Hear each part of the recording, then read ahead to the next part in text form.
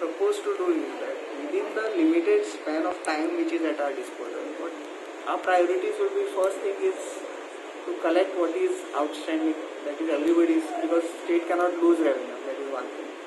Second thing is, you all know there is a garbage is an issue, so we are trying to resolve that garbage issue.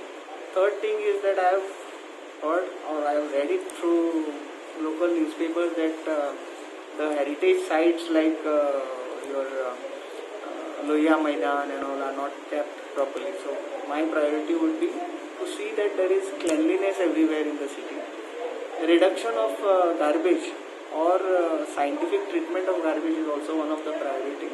So we have discussed and we are trying to resolve this issue by having a win-win situation wherein the person who intends to dispose garbage properly would be given an opportunity to dispose it for a price, for a short fee, you can say, so that our black spots in the city will come down. So that is just within 2-3 months, that is what we are trying to do. Let's see how it works out.